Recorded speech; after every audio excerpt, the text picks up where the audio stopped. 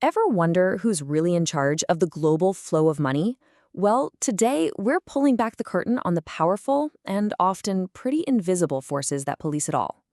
We're going to demystify this complex web of financial regulation, from the big picture architects all the way down to the local enforcers. And that's really the big question, isn't it? I mean, trillions of dollars, euros, and yen are zipping across the globe every single day. So, in this huge interconnected system, who's the referee? Who's making sure the game is fair and, doesn't just completely fall apart? Well, the answer is a bit complicated. So, to get our heads around this, we've got to start at the very top. We're talking about the international bodies that create the blueprints for global finance. You can think of them as the architects, drawing up these huge master plans for a safer financial world. Okay, first up we have the BS, the Bank for International Settlements. It's based out in Switzerland, and it's basically the central bank for all the other central banks. It's like a club where all the top financial bosses get together. Its most famous contribution? Definitely the Basel Accords, which are these super important rules about how much cash banks need to keep on hand to survive a crisis. Then there's the Financial Stability Board, or the FSB.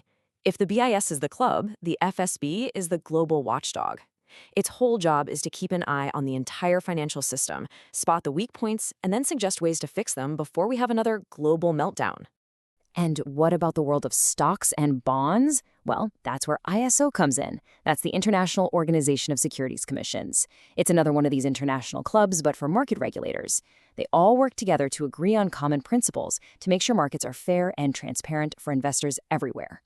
But, and this is a huge but, here's the most important part. None of these powerful international groups can actually force a country to do anything.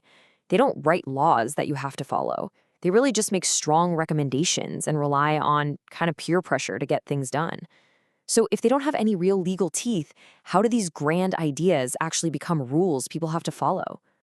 And that brings us to the next step, how these fancy blueprints actually get built.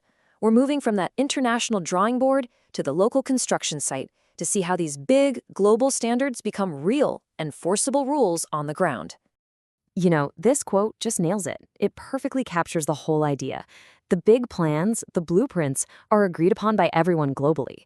But then each country has to go home and build its own regulatory house, one that fits its own laws and its own economy. And it really boils down to a pretty simple three-step process. First, those international groups we just talked about set the standards. Second, the national governments take those ideas and actually write them into their own laws. And then finally, it's up to the national regulators, the local cops on the beat, to make sure everyone's following those rules. And this is where it gets really fascinating, because while the goal is always the same, financial stability, the way different countries have set up their systems is completely different.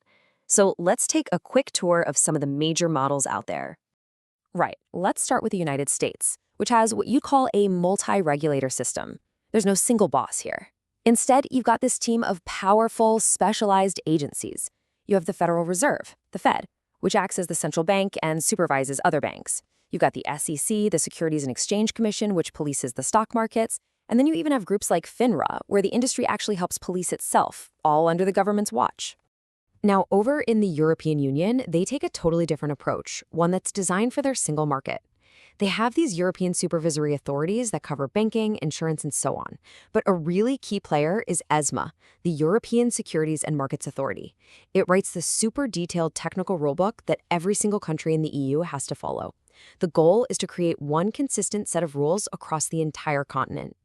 The UK has this really interesting Twin Peaks model, and it came about right after the 2008 financial crisis. They basically split the job in two. One peak, the Prudential Regulation Authority, or PRA, only worries about one thing, making sure the big, important firms are financially sound and aren't on a collapse. The other peak, the Financial Conduct Authority, or FCA, focuses on conduct. It makes sure that all firms, big or small, are treating their customers fairly. And then you have China's super regulator model. Back in 2017, they created the Financial Stability and Development Committee, or FSDC. It's this incredibly powerful top-level body designed to coordinate absolutely everything and make sure there are no regulatory blind spots. It sits above the central bank and the main banking and insurance regulator, creating this very centralized top-down structure. So let's just recap. You've got the US with its team of specialists, the EU with its single harmonized rulebook, the UK with its two focused peaks of stability and conduct, and China with its one all-powerful superregulator. It's amazing, right? Four totally different ways of doing things, all aiming for the exact same goal, a stable financial system. Okay, so we've seen the global blueprints and the different local architectural styles. But what tools do these builders actually use day to day? What do these regulators do? Well, it turns out that no matter what model a country uses, they all have a pretty similar toolbox. This is really the bread and butter of their work. They act as the gatekeepers, deciding who gets a license to operate. They enforce those capital rules, making sure banks have a big enough cushion to absorb shocks. They write the rule books on how firms have to behave, and then they investigate when those rules get broken. They even make sure that the people running these firms are actually qualified and fit for the job. You can really think of their whole strategy in four parts. First, they use diagnostic tools to find and measure risk, kind of like a doctor running tests. Then, they have monitoring tools to track those risks, like a heart monitor. After that, they use preventative tools to try and reduce risks before they cause any harm. That's like the diet and exercise plan. And of course, when things still go wrong, they have remedial tools to respond and clean up the mess. It's this constant cycle of being both a doctor and a firefighter for the economy. So there you have it.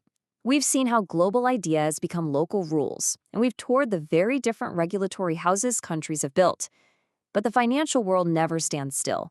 With AI traders making decisions in microseconds and new digital currencies popping up all the time, the very definition of money is changing.